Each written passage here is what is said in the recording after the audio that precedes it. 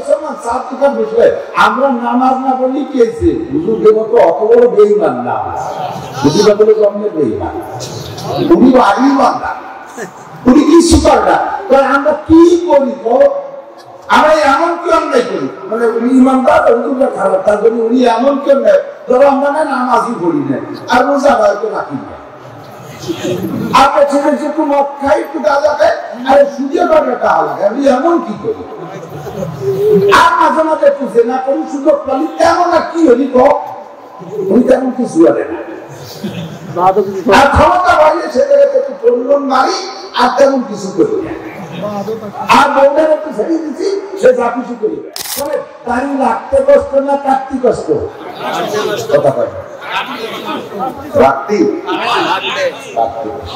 কাটতে রাখতে রাখা হয়ে গেছে রাখতে রাখা হয়ে গেছে রোজন আছে না দেড় বেলা আগে ছোটবেলা একদম দাঁড়িয়ে নেই আমার এক ছাত্র হয়েছিল আবুল হাসান কি দুটো ময়ূর এখন তো ধূমসা লাগে আমার মনে হয় 2-300 ওজন হলো আবুল হাসান এত দাঁড়িয়ে কি খারাপ হয় না ওজন বারবার নেই যে যে কমে হলো কোন জায়গায় হয়ে গেছে তাই তো টের দেয়নি পরে বুঝিল আপনারা বুঝি আর গাড়ি রাখা কাকার ভিতরে কষ্ট রাখার ভিতরে শান্তি রাখলে কোনো কষ্ট নেই ঠিক না এরপরে রাখার ভিতরে সৌন্দর্য কাটার মতো অসৌন্দর্য আল্লাহ জামিল ইউহিব্বুল জামাল আল্লাহ পাক সুন্দর সৌন্দর্যকে পছন্দ করে আল্লাহ পাক রব্বুল আলামিন 5টা জিনিস বানাইছেন নিজ হাত দিয়ে এই 5টাই একের পর এক সুন্দর সবই সুন্দর তার সৃষ্টির ভিতরে কোথাও কোনো ফুতুর নেই আল-তারান ফুতুর তুম্মার গেল বসলা কাফরাতাইন ইয়ানফালিল ইলাইকা ইয়াসাল ফাসিআন ওয়া হুয়া হাসিন আগে বলেন ফারজে বসলা আল-তারান ফুতুর আমার তার সৃষ্টির ভিতরে দেখো কোনো জায়গায় সৌন্দর্যের অভাব নেই কোথাও কোনো ত্রুটি খুঁজে পাবা না একবার ঘুরে দেখে আসো যদি খুঁজে না পাও তাহলে আরেকবার যাও সুম্মা গেল বসলা কাফরাতাইন তোমার দৃষ্টিকে আরেকবার ঘুরাই নিয়ে আসো তুমি জেনে নাও সুম্মা গেল বসলা কাফরাতাইন ইয়ানফালিল ইলাইকাল বাসারু খাসিআন ওয়া হুয়া হাসিন তুমি নিজের পর নিজে আফসোস করবে কেন ঘুরতে গেলাম কোথাও তো কোনো ত্রুটি নেই আল্লাহ সৃষ্টির ভিতরে কোনো ত্রুটি আপনাদের দাবি কি আছে সব কিছু সুন্দর করে বানাইছেন তার মধ্যে 5টা জিনিস যত সুন্দর দেখতেছেন সব সুন্দর বানাইতে আল্লাহ হাত ব্যবহার করেন কোন বলছে সব হয়ে গেছে আসমান এত সুন্দর কোন সমান আসমান হয়ে গেল চন্দ্রটা এত সুন্দর কোন সংসার কমারান চাঁদ হওয়া হয়ে গেল সূর্যটা এত সুন্দর কোন সংসার সূর্য হয়ে যাওয়া হয়ে গেল কোন মালাইকা ফেরেশতারা এত সুন্দর হয়ে গেল ফেরেশতারা জিসমুল নুরানি নূরের একটা বডি ফেরেশতারা সব কিছু বানাইছে আল্লাহ তাআলা কোন শব্দ দিয়ে 5টা জিনিস বানাইছে আল্লাহ তাআলা তার হাত দিয়ে তার মধ্যে 1 নাম্বার আল্লাহ বসার জায়গাটা আল্লাহ তো বসে আল্লাহ বসে সাহাবায়ে কেরাম বলেন আয়াজলিসু রাব্বুনা আমাদের আল্লাহ কি বসে হুজুর বললেন অবশ্যই বসে তো কিসে বসে চেয়ারে বসে আপনি তো চেয়ারে রাখি কুরসি চেয়ারে রাখবি কুরসি আল্লাহ চেয়ার বসে আল্লাহ চেয়ার কেমন কত বড় ওয়াসিয়া কুরসিয়ুস সামাওয়াতি ওয়াল আরদ এখানে আয়াতুল কুরসি আল্লাহর চেয়ারে বিশাল বড় 7 আসমান পর্যন্ত চেয়ারের নিচে একটা বলের মতো পড়ে আছে বিশাল চেয়ারটা থাকে কোথায় এই চেয়ারটা কোথায় আছে স্টেজের উপরে আল্লাহর চেয়ারে স্টেজের উপরে থাকে আল্লাহর স্টেজের নাম কি আল্লাহর স্টেজের নাম হলো ইস্তাওয়া আলাল আরশ আল্লাহর স্টেজের নাম হলো আরশ কি না তো আল্লাহ পাক রব্বুল আলামিন তার এই আরশটাকে তার শায়ানে শান যেমন দরকার সেরকম নিজ হাত দিয়ে তৈরি করেছেন আল্লাহ আরশ আল্লাহ নিজ হাত দিয়ে হুজুর বলেন মালা আইনুন রাআত জীবনে কত রাজা বাদশা চেয়ার দেখছো ওই চেয়ারের তুলনা হয় না তার কোনো দৃষ্টান্তই জগতে নেই কত স্টেজ দেখছো কত সাজগোজারা স্টেজ ওই স্টেজের উপরে স্টেজ হবে, তার নাম আল্লাহ। ইন্নাল্লাহা জামিল ইউহিব্বুল জামাল, আল্লাহ পাক সুন্দর, সৌন্দর্যকে পছন্দ করেন, বিধায় তার স্টেজটাকে সুন্দর করে দিয়েছে। 2 নম্বরে আল্লাহ পাক যে কলম দিয়ে লিখবেন, লেখেন, তকদির লেখেন, মানুষের তকদির লেখেন, 104 খানা আসমানি কিতাব লিখেছেন কলম দিয়ে। ওই কলমটা আল্লাহ তাআলা নিজে হাত দিয়ে বানাইছে, পছন্দ মতো বানাইছে। আমাদের বাংলাদেশের এক বড় লোক, নাম তার মুসা বিন শামসের, আমাদের ফরিদপুর বাড়ি। ওনার একটা কলম আছে, সেই কলম দাম, কলমটার দাম 3 কোটি টাকা।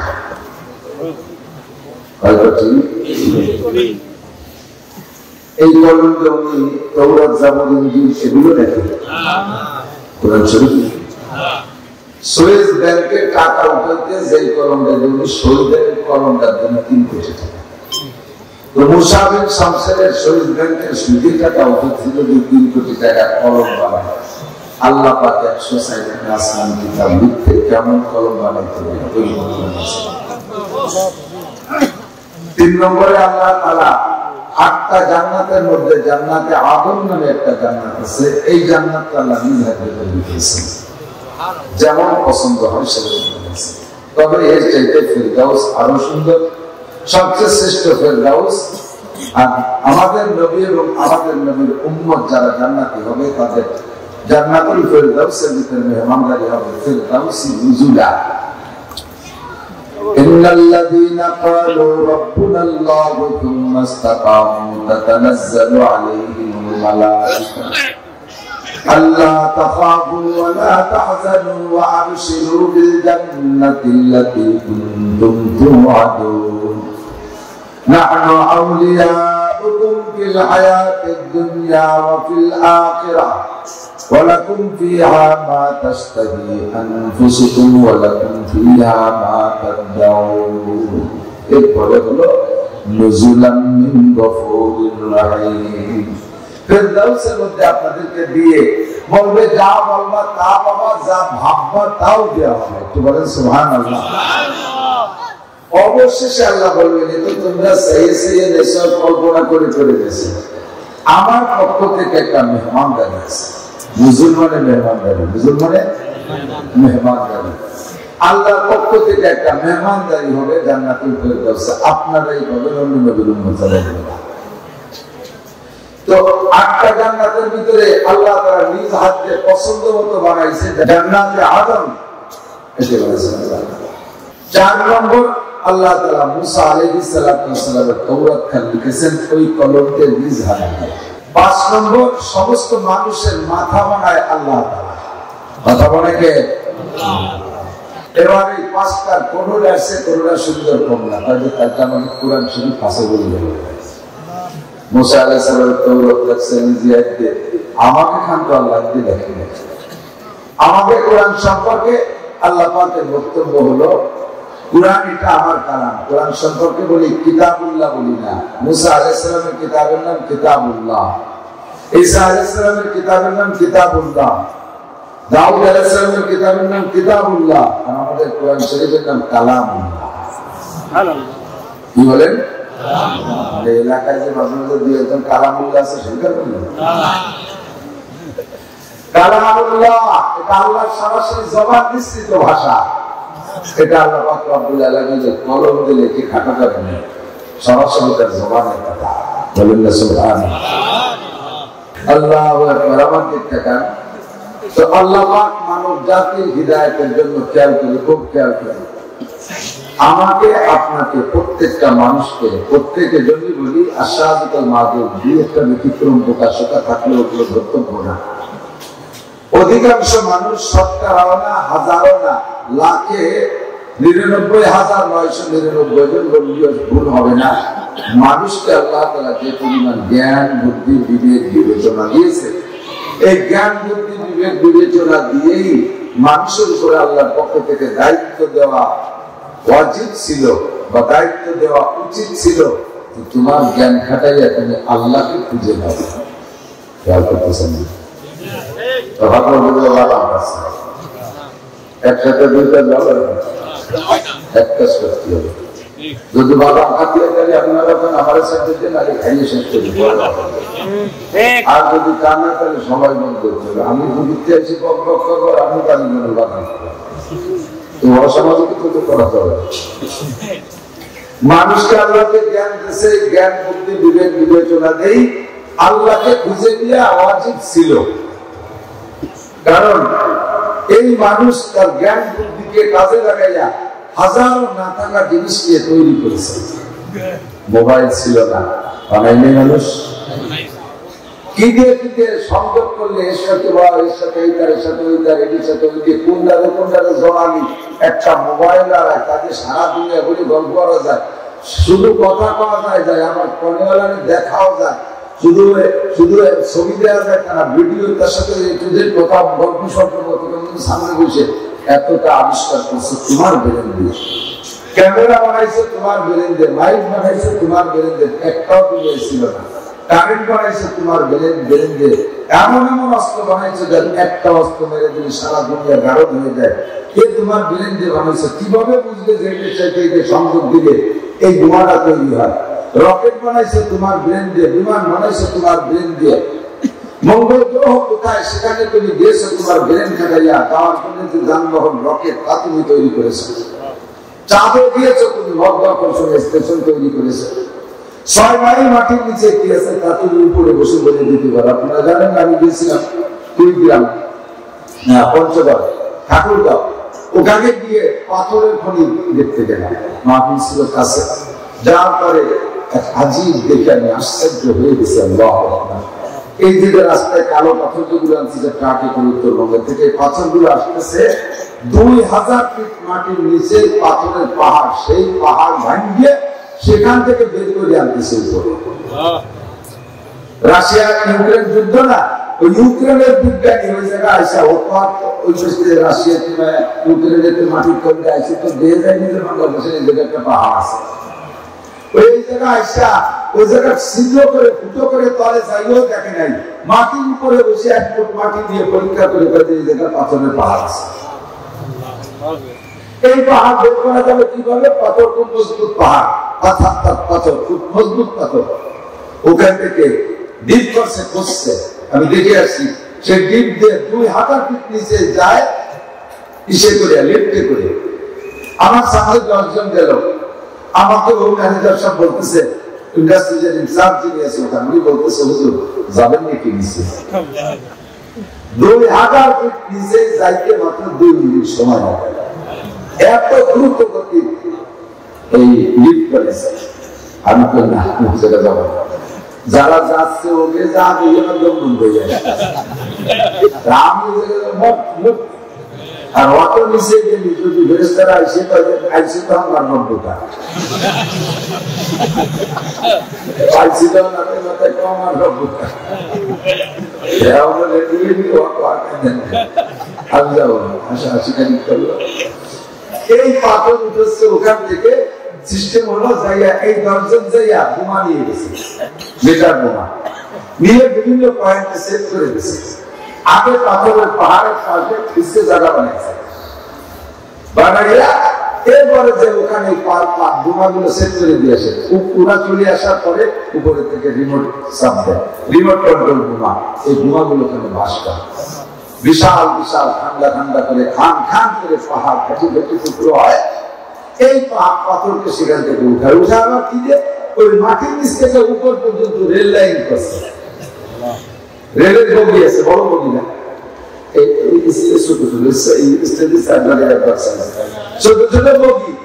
এই বগির ভিতরে আবার পাথর উঠবে, সেটাও দেখা যায় আসলে একটা বছর ওই জায়গা আবার কিরান পাঠাইছে, সেই কিরানে পাথর উঠে দেয়।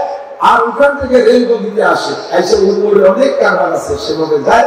সেদিকে মেশিন দিয়ে রেখে ছোট বড় গুলি বানাচ্ছে, হাজার হাজার লক্ষ লক্ষ টনকে টন। উল্লা বললেন আরো 100 বছর উঠলেও একটা পাহাড় শেষ করা যাবে না, এরকম পাহাড় মাটি তৈরি করে দিচ্ছে।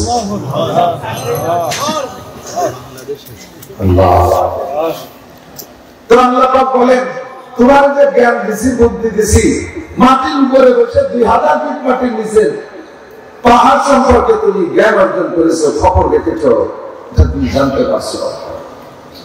আরো কত কোটি সম্পদ তুমি মাটির নিচ থেকে বের করতেছ। এত জ্ঞান দিছি বিদায় আমি আল্লাহ পাক যদি তোমার ওয়াজিব করে দিতাম, তুমি মাটির নিচে পাহাড় বের করতে পারো, মাটির নিচে তেলের খনি, লোহার খনি, স্বর্ণের খনি, গ্যাসের খনি কোথা আছে তা তুমি বের করতে পারো। উপরে বসে যেগুলো দেখা যায় না সেগুলো তুমি খুঁজে বের করতে পারো। তুমি মঙ্গল গ্রহ তাদের দেশে মাত্র আকর্ষণে যেতে পারো। তোমার এই ব্রেন খাটাইলে তুমি তোমার সৃষ্টিকর্তা আল্লাহকে খুঁজে বের করতে পারতা। আমি যদি ওয়াজিব করে দিতাম, যার যার জ্ঞান খাটাইয়া ব্রেন খাটাইয়া তুমি এগুলো করো, তাও আমি দিয়ে দিতে পারতাম। কিন্তু আমি আল্লাহ পাক রব্বুল আলামিন তোমাদের ইহসান করেছি, অনুগ্রহ করেছি, এভাবে কঠিন বোঝা তোমার পর চাপায় না দিয়া তোমার আল্লাহকে চেনার জন্য আমি বক্তা পাঠাই দিয়েছি 2.5 থেকে 3 লক্ষ। আমার রুহের জগতে বসাইয়া আমি 2.5-3 লক্ষ নবী রাসূলকে আমি আমার সাথে সম্পর্ক করাইয়া, পরিচয় করাইয়া, শিক্ষা দীক্ষা দিয়া দুনিয়ায় পাঠিয়েছি। আমি ভুলা মানুষগুলোকে আমারে চিনে দাও। তোমার সৃষ্টিকর্তা আল্লাহ, খালেক তোমার আল্লাহ, মালিক তোমার আল্লাহ, রাজ্জাক তোমার আল্লাহ, সত্তার তোমার আল্লাহ, সর্বময় ক্ষমতার মালিক তোমার আল্লাহ, রব তোমার আল্লাহ। একটু ধরে বলেন এই সব সিফাতের মালিককে।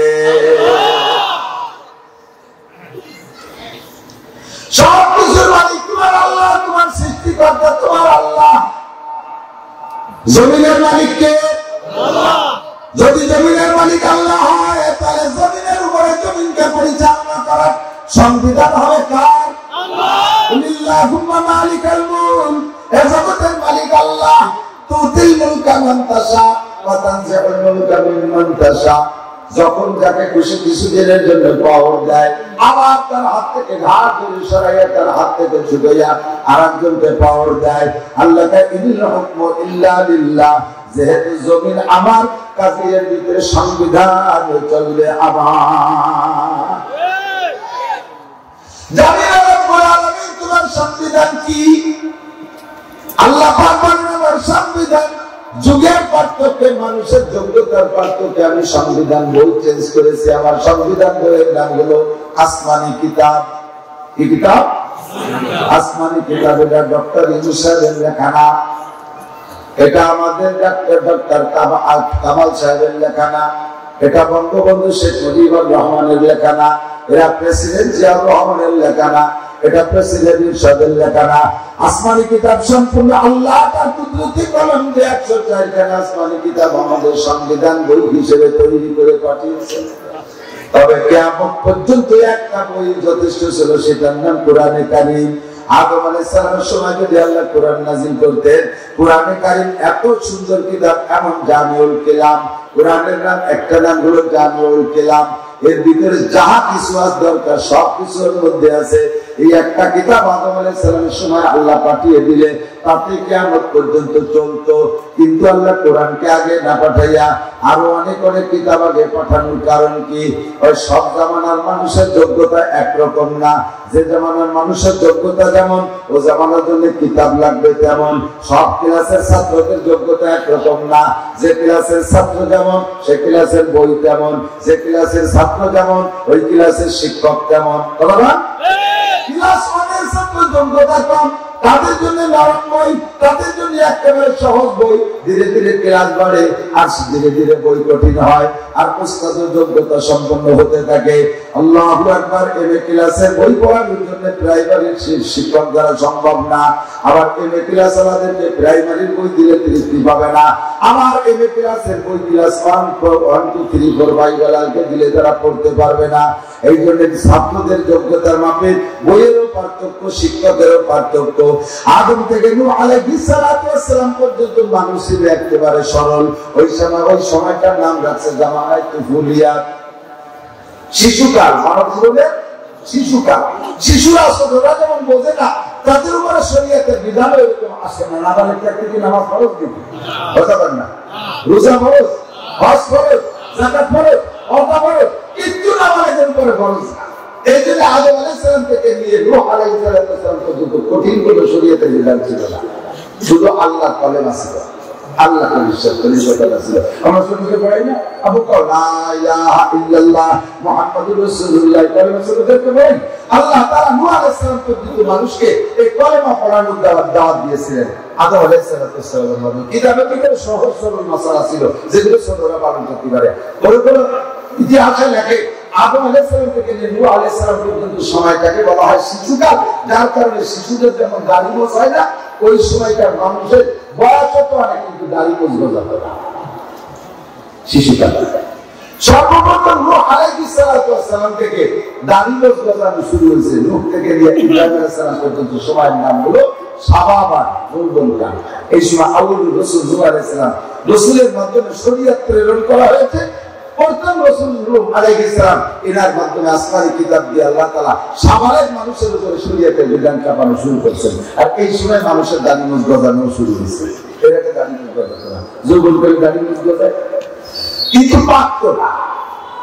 নূহ আলাইহিস সালাম থেকে ইব্রাহিম আলাইহিস সালাম পর্যন্ত দাড়ি মোছ হইতো কিন্তু পাকতো না, কালা কালা থাকতে মরে যেত। আর সর্বপ্রথম ইব্রাহিম আলাইহিস সালামের চুল দাড়ি পাকছে, বুড়ো হয়ে গেছে, 90 বছর দিলেন, 98 বছর বয়স। এই সময় আল্লাহ তাআলা তাকে একটা সুসংবাদ দিলেন, ফাবাশশারনাহু বিগুলামিন হালিম। এর আগে কোনো ছেলে মেয়ে হয় নাই, জানেন তো কিসসা? এর আগে কোনো ছেলে মেয়ে হয় নাই। আল্লাহ পাকে বুড়ো কালে উনারে সুসংবাদ দিয়েছে, তোমার একটা ছেলে হবে। উনি বলতেছে, আল্লাহ আমার ছেলে হবে, আল্লাহ বয়সে খাইবা, আমার চুল দাড়ি পাই ফটাফট সাদা হয়ে গেছে, বুড়ো কালে সব পাঁচ পাতে গিলে গেছে, কিভাবে ছেলে হবে? আল্লাহকে যেভাবে হয় সেভাবেই হবে। হয়েই গেল, ছেলেটার নাম ইসমাঈল আলাইহিস সালাম। ঠিক না? এই সময় থেকে শরীয়তের বিধান পড়া শুরু হয়ে গেছে, কারণ ছাত্রের যোগ্যতা খুব হাই কোয়ালিটিতে আসা শুরু হয়ে গেছে। ছাত্রের নাম মিস্টার নমরুদ। ছাত্রের নাম কি? মিস্টার নমরুদ। আন্তর্জাতিক খ্যাতি সম্পন্ন বাংলা, বিশ্ববিখ্যাত আওয়াজ।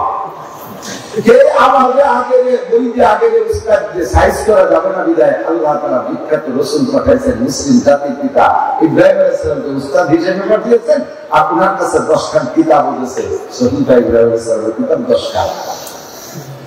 এই 10 কিতাব দিয়ে তাদেরকে সাইজ করতে করতে করতে করতে ছাত্রের যোগ্যতা আরো বেড়ে গেল। ছাত্রের নাম মিস্টার ফিরাউন, কারুন, হামান। এই বড় বড় বিশ্ববিখ্যাত লেডার যখন ছাত্র হয়ে গেছে, এখন আগের কিতাবে তৃপ্তি পায় না, নবীও লাগবে সামনে পাশে যত উস্তাদ। আল্লাহ তাআলা পাঠিয়ে দিয়েছে জালালি মিজাজের মুসা আলাইহিস সালাম উস্তাদ। আর কিতাব হচ্ছে কায়দার মতো কিতাব, 1000 পারা 10 লক্ষ আয়াত মুসা আলাইহিস সালামের কাছে দৌড়াতে কিতাব পড়িয়ে খায়বা। আগের কিতাবে পোষায় না, পড়িয়ে খায়। মশলাও সেরকম করতে শরীরে আজিব হবে। মশলা কি? আমাদের এই কাপড়ে যদি ময়লা লাগে, কাপড়ের পানিতে দিয়ে দিলে সাফ হয়ে যাবে। বডি ইসরায়েলের মশলা ছিল, তোমাদের কাপড়ে ময়লা লাগলে ওকে ধুলি সাফ করে তোকে কেটে নিয়ে দিতে। তোমরা যেমন গাইলো মশলা এরকম করা। আমাদের গায়ে ময়লা লাগলে একটু পানিতে দিয়ে দিলে সাফ হয়ে যায় না। আর তাদের গায়ে যদি বড় মানে নাজাসাতে গলিজা নাপাক, বড় নাপাক লাগে, ওইটু কাটি দিলে দিতে হবে, না সাফ হবে। আমরা যত বড় গুনাহ করি, যতক্ষণ পর্যন্ত বড় ধরনের হত্যাযোগ্য যে গুনাহ, এই হত্যাযোগ্য যে গুনাহ, এই গুনাহ করার আগ পর্যন্ত বা ওই গুনাহ করলেও যদি ধরা না পড়ি, ততক্ষণ পর্যন্ত আমাদের সমস্ত গুনাহ ক্ষমা পাওয়ার জন্য একটা মাত্র তাবিজ, সেটা হলো অন্তর থেকে তওবা করা। আস্তাগফিরুল্লাহ রাব্বি মিন কুল্লি যামবি ওয়া আতুবু ইলাইহি। সারা জীবন ধরে যদি 1000 বছর হায়াত পান, 1000 বছর কবিরা সগীরা সব গুনাহ করেছেন, আল্লাহ পাক বলেন, আল্লাহ পাক রব্বুল আলামিন বলেন, ও বান্দা তোমার সারা জীবনের সমস্ত গুনাহ maaf করে দেব। ইন্নাল্লাহা লা ইয়াগফিরু আন ইউশরাকা বিহি ওয়া ইয়াগফিরু মা দুনা যালিকা লিমান ইয়াশা। একমাত্র শিরকি গুনাহ ছাড়া আর যত গুনাহ করবা, তোমার যে কোনো একটা ভালো কাজ দেখে আমি বিনা তওবায় ক্ষমা করে দিতে পারি। হাজার হাজার লক্ষ লক্ষ কবিরা গুনাহ থেকে ক্ষমা পাইতে তওবা করা লাগবে না, আমি বিনা তওবায় ক্ষমা করে দিতে পারি। তুমি একটা ভালো কাজ দেখে যদি আমার পছন্দ হয়ে যায়, আর যদি তুমি শিরকি গুনাহ করো সে ব্যক্তিকে বাঁচার জন্য আমার ব্যবস্থা আছে। অন্তর থেকে তওবা করে বলো আর কোনোদিন শিরক করব না। আল্লাহ জীবন ভরে 33 কোটি দেব-দেবীর পূজা পাঠ করেছি, মূর্তি পূজা করেছি, মন্দির পূজা করেছি, আর কোনোদিন করব না। আস্তাগফিরুল্লাহ বলো। সারা জীবন ভরে গুনাহ করে যদি অন্তর থেকে একবার আস্তাগফিরুল্লাহ বলো, ফাউলাইকা ইউবাদদিলুল্লাহু সাইয়্যাতিহিম হাসানাত, আল্লাহ পাক বলেন সব গুনাহ ক্ষমা করে দিয়ে গুনাহ সংখ্যা পরিমাণ নেকি দেয়া বলবেন ভরপুর করে দেয়া হবে। আমরা যত বড় গুনাহ করি আস্তাগফিরুল্লাহ শেষ, আস্তাগফিরুল্লাহ শেষ। এই মোবাইলের ভিতরে 32 জিবি মেমোরি লোড দিয়েছেন, 5-7 বছর পর্যন্ত লোড দিয়েছেন। এর ভিতরে যা যা লোড দিয়েছেন এগুলো সব মুছতে কি আর 10 বছর লাগে? ডিলেট বাটনে এক সাবদিন সব মুহূর্তে নদী শেষ। কথাটা আল্লাহ তার সেম কোয়ালিটি তোমার সারা জীবনের আমলনামা সগীরা কবিরা সব কিছুতে বোঝাই করে ফেলেছ। তুমি যদি আজকে রাতে বিছানায় যে ডান কাতে শুয়া অন্তর থেকে 3 বার পড়ো আস্তাগফিরুল্লাহাল্লাযী লা ইলাহা ইল্লা হুয়াল হাইয়ুল কাইয়্যুম ওয়া আতুবু ইলাইহি, এই তওবা যদি অন্তর থেকে তুমি 3 বার করো তাহলে ফাউলাইকা ইউবাদদিলুল্লাহু সাইয়্যাতিহিম হাসানাত। আগে নবী পাক গুনার সংখ্যা বলেছেন, তোমার গুনার সংখ্যা যদি হয় কাদাদি আওরাকিল আসজার, পৃথিবীতে যত গাছ আছে গাছে যত পাতা আছে, গড়গড়ে করে গিয়ে বৃষ্টি দিয়ে দিয়ে যায়, একটু ভাবিলেন কি করছি।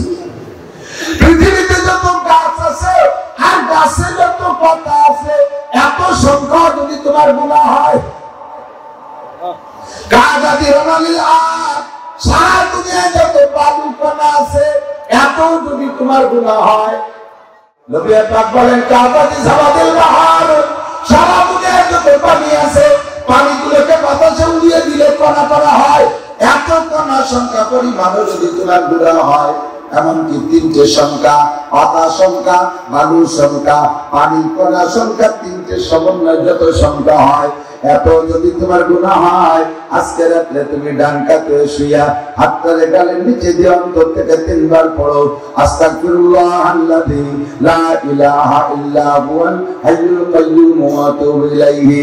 আল্লাহ পাক নিজে ঘোষণা দিয়েছে যে আমার কি কোনটা করার প্রশ্নই আসে না। আমি রাগ করে যে বলবো না আল্লাহ মাফ করবে, আমি করব না, আল্লাহর মাফ করতে দেব না, বলার কায়দা নাই। আল্লাহ বলেন ইযাব লাহুল আযাবু ইয়াউমাল কিয়ামাতি ওয়া ইয়াকুলু ফীহি মুহানা ইল্লা মান তাবা ওয়া আমানা ওয়া আমিলা আমালান সালিহা ওয়া উলাইকা ইউবাদদিলুল্লাহু সাইয়্যাতিহিম হাসানাত। তোমার জীবনের সমস্ত গুনাহ ক্ষমা করে দিয়ে গুনাহ সংখ্যা পরিমাণ নেকি বানাই দেয়া হবে। বনি ইসরাইলের তওবা ছিল এরকম না, আস্তাগফিরুল্লাহ ডিলেট বাটনে চাপ দিলে কাম হবে না। তাদের তওবা হলো কবিরা গুনাহ করলে আত্মহত্যা করতে হবে, গলা কেটে ফেলতে হবে। উম্মত যেমন গাইব মস্তা এরকম পড়া, আত্মীয় বাড়াবাড়ি করবেন, খালি জালাতি থাকবেন, সবাই আমল করবেন। ইমানের ব্যাপারে আল্লাহ স্বাধীনতা দিয়েছে, আমলের ব্যাপারে সরলতা অবলম্বন করেছে। খেয়াল করেন, ইমানের ব্যাপারে স্বাধীনতা, একটু বলছেন ইমানের ব্যাপারে স্বাধীনতা, আর আমলের ব্যাপারে সহজতা। ইমানের ব্যাপারে স্বাধীনতা, ইমানের ব্যাপারে, আমলের ব্যাপারে সহজতা। ইমানের ব্যাপারে স্বাধীনতা আল্লাহ কা ফরমান যা বললি ওমান যা বললে কো যার মনে চাই ইমান আমার যার মনে চাই না। ইমান আনলে তোমার আমি আকাশে উঠে দেব, আর ইমান না আনলে তোমার আমি দুনিয়া থেকে পিটান দেবো, এমন না। ইমানদার হলে তোমার খেতে ফসল দেব, আর হিন্দু বৌদ্ধ খ্রিস্টানের খেতে ফসল দেব না, এরকম না। ইমানদারদের ঘরে সন্তান দেব, বেঈমান কাফেরদের ঘরে সন্তান দেব না, তা না। আমি দুনিয়ায় সকলকে উন্মুক্ত করে দিছি। ইমান আনলেও যে হবে যা পাবা, ইমান না আনলেও তাই পাবা। ইমানের ব্যাপারে তোমার স্বাধীনতা দিয়েছি। যার মনে যায় ইমানদার হও, যার মনে চায় কাফের হয়ে যায়। ইমানের ব্যাপারে স্বাধীনতা, আর আমলের ব্যাপারে সহজতা। কোন একটা আমল আল্লাহ কঠিন করে চাপাই দেয় নাই। আল্লাহ নিজেই বলেন সূরা বাকারার ভিতরে লা ইউকাল্লিফুল্লাহু নাফসান ইল্লা উসাহা, আছে না নাই? লা ইউকাল্লিফুল্লাহু নাফসান ইল্লা উসাহা। কোন একটা আমল আল্লাহ তাআলা মানুষের শক্তির বাহিরে চাপায় দেয় নাই, যা আপনি পারবেন না এমন কোন আমল দেয় নাই। যে আমলগুলো আল্লাহ অর্ডার করেছে ওই আমলের ভিতরে যদি আপনার কোন জায়গায় কঠিন বেঁধে যায়, আল্লাহ তাৎক্ষণিকভাবে সহজ একটা ব্যবস্থা পাশে রেখেছেন। হাতির টাকা মাঝে মাঝে রাস্তা, বড় রাস্তার ব্রিজ যদি পুরনো হয়ে যায়, ওই ব্রিজ যারে ভাঙিয়ে নতুন ব্রিজ করতে গেলে ও জায়গা ভাঙ্গা ব্রিজের পাশে একটা বিকল্প সড়ক বানায় কিনা? বিকল্প সড়ক বানায়।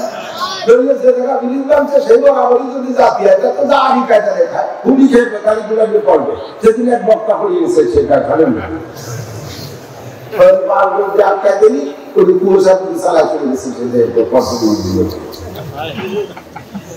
আল্লাহু আকবার। তাহলে যে জায়গা ভাঙা ব্রিজ সে জায়গায় বিকল্প সড়ক, সে জায়গায় বিকল্প। নামাজ পড়া সহজ না কঠিন? কঠিন না সহজ? না বলার মনে মনে কঠিন কঠিন কঠিন, যে বাবার জিজ্ঞেস করবো কত কঠিন, আল্লাহ তাই দিয়েছে। আল্লাহ কোরআনে কারিমের ভিতরে বলে ওয়া ইন্নাহা লাকাবীরাতুন ইল্লা আলাল খাশিঈন। নামাজ কঠিন কাদের জন্য কঠিন? যাদের অন্তরে আল্লাহর ভয় নাই, যারা বেঈমান তাদের জন্য নামাজ কঠিন। আর খাশিঈন যারা নামাজের প্রতি আন্তরিক তাদের জন্য নামাজ বিলকুল কঠিন না, বরং নামাজ না পড়া কঠিন। নামাজ না পড়া কঠিন। আমার বাবারা, ভাইরা, যারা নিয়মিত নামাজ পড়েন তারা একটু জবাব দেন। কারণ বছর যদি কোনোদিন ফজরের নামাজ পড়তে না পারেন, সেদিন ঘর থেকে বের হইতে ভয় লাগে, কি লাগে না?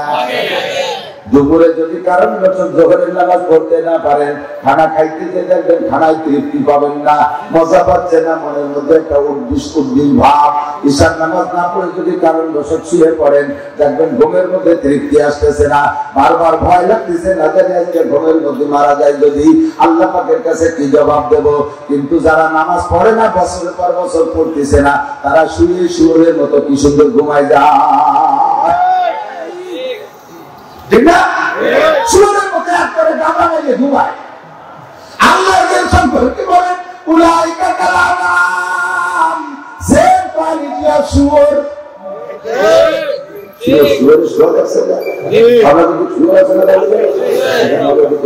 বেশি দূরে আমার পাওয়া যায় না, উদাহরণ করতে গেলে বুঝতে কষ্ট হয়। শুয়োর যাকে 1500 শুয়োর থাকে না, এই 1500 শুয়োর দিন ধরে খাইয়ে দেয়, রাত্রে নিজে যারা শোয়, ওরা তো প্রত্যেকে আলাদা একটা খাটে মশা দিতে নাই শোয়। কম্বল আছে যে ওদের 53 থেকে কম্বল তোষক পোষক দেয়। শোয়ার সিস্টেম কি?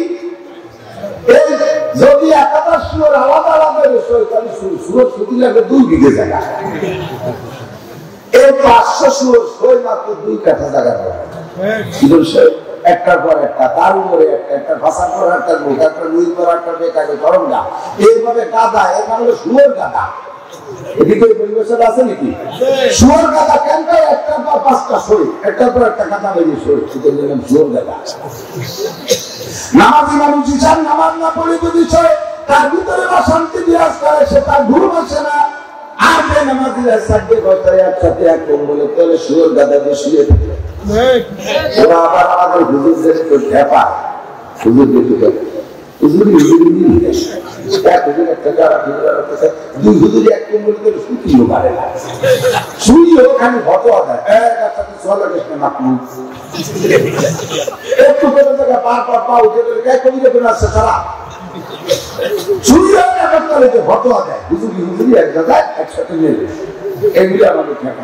আমরা কি সুন্দর আমাদের মধ্যে দেখতে মতামত নেই, কোনো যোগ্য বলে নেই। এই যে আমরা একসাথে 5-6 জন শুয়ে গেছি, সকালবেলা শুয়ের কথা দেওয়ার মতো শুয়েছি, একটার পর একটা, তার উপরে একটা দুই করে একটা ভাষা, তার ভুল দুই করে একটা বেকায়দা কথা দিয়ে শুয়ে যাই।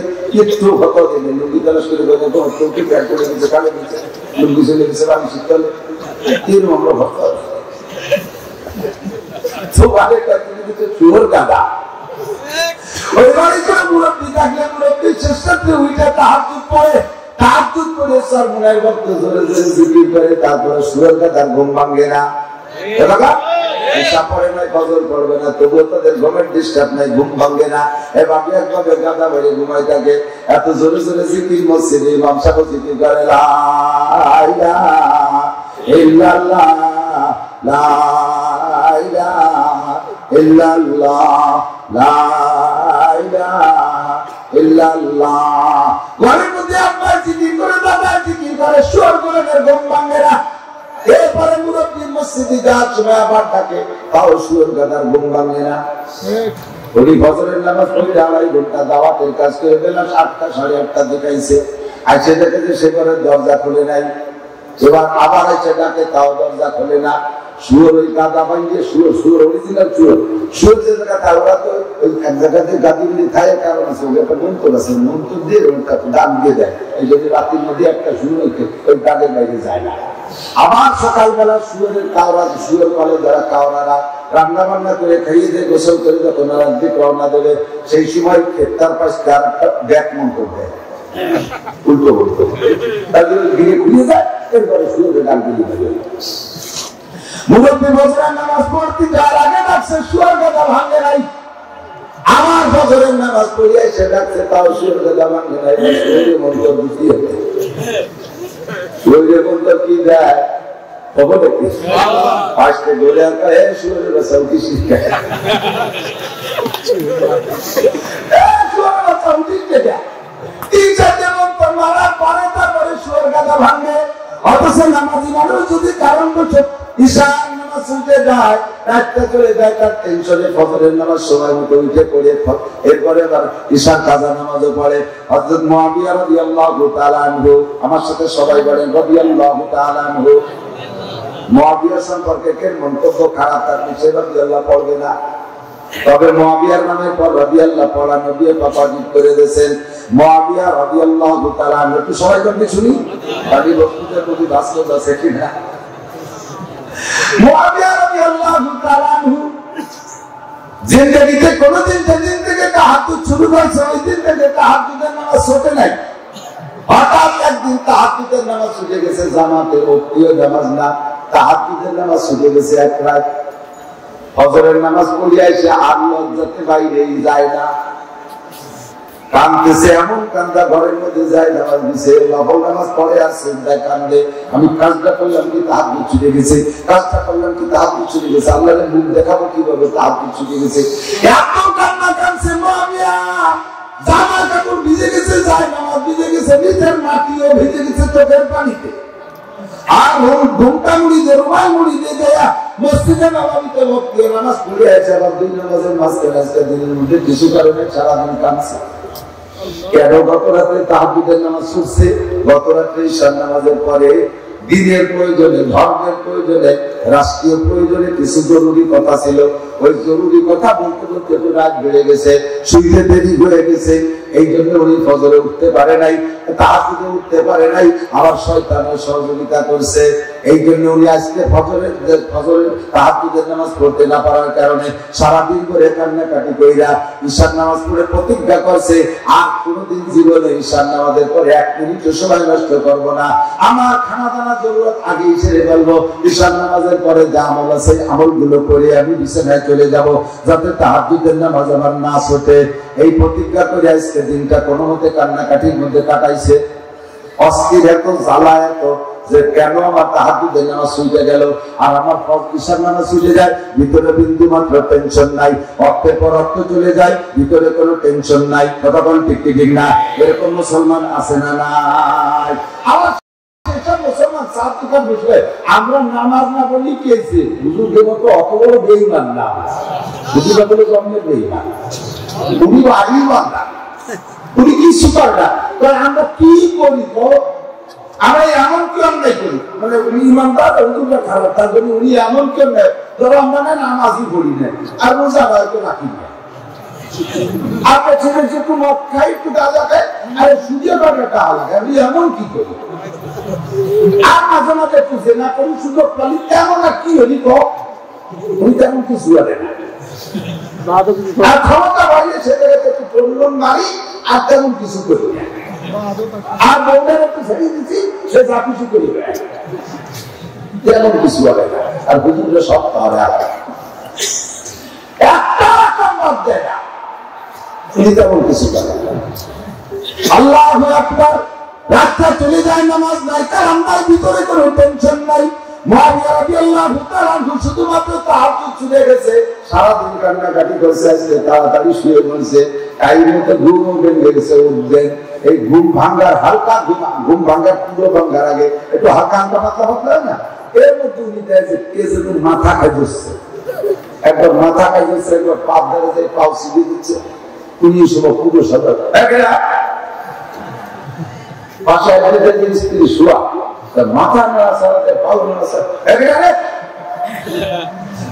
এই কামটা দিতে সে ডাইরেক্ট করে দিয়েছে, আর ইবলিস বন্ধুরা আমি শয়তান ইবলিস আছি, তো তুই আমার নার্সা দিচ্ছিস, তাহাজ্জুদ পড়বেন না, তাহাজ্জুদ পড়ি না বলে আমার বলতে তুই তুলে আসিস কত ওঠে না, হাত আমি ওঠে না, আগে তাহাজ্জুদ পড়ে। আমি তো উঠবো তাহাজ্জুদ করতে, তুই ডাকিস না, তোর কাজ তো তাহাজ্জুদের থেকে ঠেকায় মনে চাইছে, কিন্তু দিব দিবি, তুই ডাকিস লাগিয়েছে না, তুমি তোর তাহাজ্জুদের জন্য ডেকে দেওয়ার মতো কি কারের কাছে ওই না করে উঠবো না। এখন শয়তান চিনতে পড়ে গেছে, এ যদি উঠে না পড়ে তাহলে দিনগুলো আমার কাজে কাজে আমার না করে উঠতেছে না, তাহলে তো কইই দেওয়া লাগে। তো বলতেছে হুজুর সালমানিনে যখন আমি তো এরকম টাকা বাকি একটা ঠকি নেমন শিখতেছে, বেদের কথা কইয়ে দিয়ে আমি ঠকি না। এক লোক এই রাস্তাতে আপনি যাতে শয়তানের সাথে দেখা, শয়তানের সাথে দেখা আমি পরিচয় পরিচয় আমি শয়তান।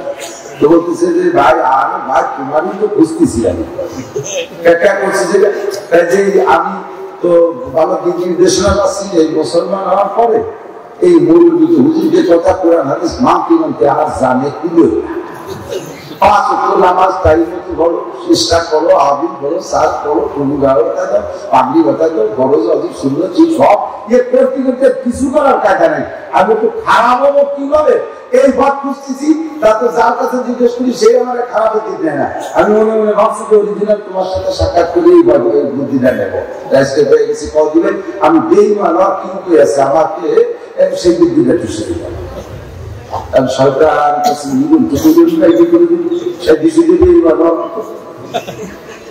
টাকা না তোর কি উদ্দেশ্য আছে, তুই সত্যি আমি শয়তান হবো সেই নিয়ে করি, আমি তোমার কাছে জিজ্ঞেস করছি।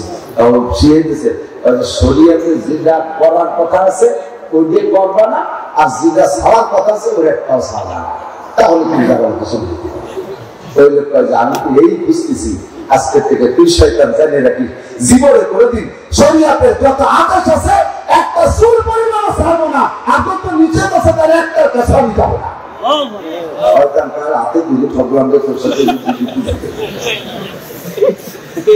মুআবিয়া রাদিয়াল্লাহু তাআলা আনহু ডাক দিতে হুজুর ওঠে, না তুই না করলে উঠবো না। কাজে হুজুর ডাকতেছি কেন, গত রাত্রে তাহাজ্জুদ আপনি শিখে গেছিলেন না, এই জন্য আমি আগে বলতেছি, আগে বলতেছেন আমি অনেক আগে একটা সুশ্রী দিচ্ছি কেন, গত রাত্রে তাহাজ্জুদ শেখার পরে আপনি দিন ভরে যে পরিমাণ কান্নাকাটি করছেন না, এই কান্নাকাটিতে আপনার চোখের পরে কান্নাকাটির কারণে আপনি আল্লাহর কাছে পদমর্যাদায় এত উপরে চলে গেছেন যে একটা না 30 বছর তাহাজ্জুদ করলে যেটা আপনি দেখতেন না।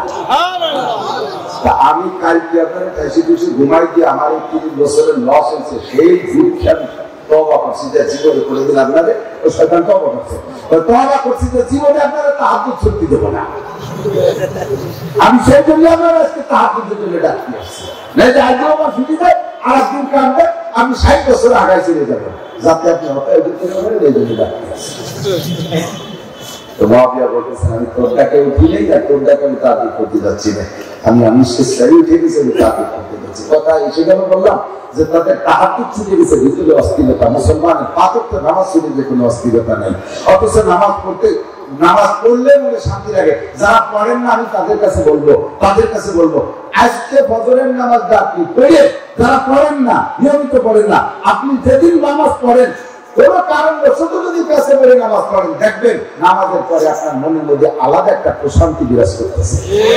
সত্যি কথা বলেন, ঠিক না? নামাজ না পড়লে অশান্তি, নামাজ পড়লে প্রশান্তি। নামাজের মধ্যে কোনো কঠিন নাই, নামাজ একেবারে আল্লাহ পাক আসান করে দিয়েছে। মেডিকেল সায়েন্সের বিজ্ঞানীরা পর্যন্ত, ডাক্তাররা পর্যন্ত বলেছে নিয়মিত নামাজ পড়লে নামাজ শারীরিক একটা সুন্দর ব্যায়াম, এটা সুন্দর একটা ব্যায়াম। ফজরের সময় মসজিদে উঠে হাইটা গেলে ঘরের থেকে ভোরের বাতাসটা গায়ে লাগে, এটা শরীরের জন্য উপকারী। নিয়মিত যদি তুমি রেগুলার দূরে থাকে তোমার মসজিদ, বাড়ি থেকে মসজিদে যে 5 ওয়াক্ত নামাজ হেঁটে হেঁটে গিয়ে পড়ো, তাহলে বুড়ো কালে তোমার যাইয়া ডায়াবেটিসের জন্য 5 মাইল ফজরের সময় উঠে হাঁটা লাগবে না। ওই 5 ওয়াক্তের নামাজের হাঁটাই তোমার ডায়াবেটিস কন্ট্রোল করে দেবে, তোমার সব রোগকে কন্ট্রোল করবে। শরীয়তের বিধানের আমলের মধ্যে শান্তি, আমল ছেড়ে দেওয়ার ভিতরে অশান্তি। কথা বলেন ঠিক কি ঠিক না? নামাজ পড়তে ওযু লাগে, নামাজ পড়তে কঠিন শীত, বুড়া মানুষ, রোগ বেড়ে যাবে ওযু করলে। এখন এমন ভাবে বলছি, আল্লাহ পাক বলেন নামাজের কাছে, আল্লাহ পাক নবী পাক বলেন আত-তুহুরু মিফতাহুস সালাহ, আত-তুহুরু মিফতাহুস সালাহ। আল্লাহ কোরআনে কারীমের মধ্যে বলেন নাপাক অবস্থায় তুমি নামাজের কাছে যেও না, পবিত্রতা হলো নামাজের চাবি। বিনা অপবিত্র অবস্থায় নামাজ পড়া যাবে না। এখন পবিত্রতা করতে অর্জন করতে লাগবে ওযু। তার হুজুর আমার তো জ্বর হয়েছে, বুড়ো মানুষ, এত বড় শীতের মধ্যে ওযু করবো কি করি না? আল্লাহ তো কইছে শক্তির বাহিরে কোনো ইবাদত নাই। এই যে ওযু বানানো তো আমার শক্তির বাহিরে হয়ে যাচ্ছে। আল্লাহ তাই মাওলানা নাসির যা বলুক, হুজুর রাজা বলুক, কান্না বলুক, তোমার জন্য এই ভাঙ্গা ব্রিজের পাশে বিকল্প সড়ক আছে। যদি তুমি অসুস্থ হও আর যদি তুমি পানি না পাও, হাতায় নামাজ শহীদান তৈয়বা, একদলা পাক মাটি দিয়া তুমি তার মন করে নামাজ পড়ো। ওই নামাজ আর দ্বিতীয়বার পড়ে দেয়া লাগবে না। ব্যবস্থা আছে না নাই? কথা না? যদি তুমি অসুস্থ হও আর পানি না পাও, পানি না পাও, অসুস্থ হও, তাহলে পাক মাটিতে তেমন করে নামাজ পড়ো, তোমার ওযু বানানো লাগবে না। ভাঙ্গা ব্রিজের পাশে বিকল্প সড়ক রেখেছি। শক্তির বাহিরে কোনো হুকুম আল্লাহ চাপাই দেয় নাই। রমজান পাবা, পালন চাহিদা মিনকুম শাহরা ফালিয়াসুম, যারা রমজান মাস পাইবে তারা রোজা রাখবা। রাখার নিয়ত আছে ইনশাআল্লাহ। রমজান পাইলে রোজা রাখবেন, তারা আল্লাহকে হাত দেখান, বলেন আল্লাহুম্মা বারিক লানা ফি রজবা ওয়া শাবান ওয়া বাল্লিগনা রমাদান। আল্লাহ রজব শাবানের বরকত আমাদেরকে নসিব করো, বলেন না আমিন। ওয়া বাল্লিগনা রমাদান, রমজান মাসে পৌঁছাই দিও। এবার আল্লাহ পাক বলেন ফামান শাহিদা মিনকুম শাহরা ফালিয়াসুম, যারা রমজান মাস পাইবে তারা অবশ্যই রোজা রাখবা। এ যুবক, 18-20-25 বছরের তাগড়া তাগড়া যুবক, রমজান মাসে স্বাস্থ্য ঠিক রাখার জন্য তুমি রমজানের রোজা রাখো না, দুনিয়ার সব কাম করে বেড়াও। আবার কিছু কিছু আছে গাদ্দার যুবক, তারা মানুষের সামনে সিগারেট উপরে খায়, আছে না নাই? কথা বলেন। রোজাদারের সামনে বসে তুলে ধরে খানা খায়। আল্লাহ রাসূল বলেন, আল্লাহ পাক বলেন, যেই ব্যক্তি সুস্থ শরীরে বাড়ি থেকে রমজানের রোজাদারের কাটার করে খাইয়া রক্ত সঞ্চার করলো দেহের ভিতরে, ওই রমজানের খাদ্যের কারণে যদি 1 ফোঁটা রক্ত বডিতে তৈরি হয়, ওই 1 ফোঁটা রক্ত আর শুয়োরের রক্তের মধ্যে কোনো পার্থক্য নাই। তোর দেহের মধ্যে নাপাক রক্ত তৈরি হয়েছে, নাপাক রক্ত দেহে থাকা অবস্থায় জান্নাতে যাইতে পারবা না। এই নাপাক রক্তকে অপারেশন করার জন্য তোমাকে জাহান্নাম কাটা লাগবে, আগুনের মধ্যে পুড়ে সেখান থেকে পাঠিয়ে তারপরে হাজার হাজার কোটি কোটি বছর পরে তুমি জান্নাতে যাইবা কালেমার বদৌলতে। এই রমজান মাসে খেয়ে শরীরের মধ্যে কেন নাপাক রক্ত তৈরি করেছো? ও দোস্ত, তাহলে বোঝা যায় রমজানের রোজা ছেড়ে দেওয়ার কোনো উপায় নাই। এখন আপনি বলেন আল্লাহ আমি তো সফরে এসেছি, দেখেন সেও পাই না, ইফতারে পাই না, আমি কিভাবে রোজা রাখবো? আমি বাড়ি আছি কিন্তু এমন অসুস্থ, আল্লাহ রোজা রাখলে আমার জীবন নিয়ে টানাটানি। আল্লাহ তাই মাওলানা নাসির যত শক্তভাবে বলুক না কেন, তোমার জন্য এই ভাঙা ব্রিজের পাশে বিকল্প সড়ক আছে। কিন্তু মারিদান আও আলা সাফারিন হাইদাতুল ইলাইয়া মিন কুফার, যদি তুমি অসুস্থ হও অথবা সফরে থাকো, অসুস্থ হও বা সফরে থাকো, তাহলে তোমার রোজা এখন রাখা লাগবে না। তোমার সামনে ভাঙ্গা ব্রিজ, বিকল্প সড়ক, রমজান চলে যার পরে সুস্থ হইলে সেই তোমার বাড়িতে রোজা রাখবা।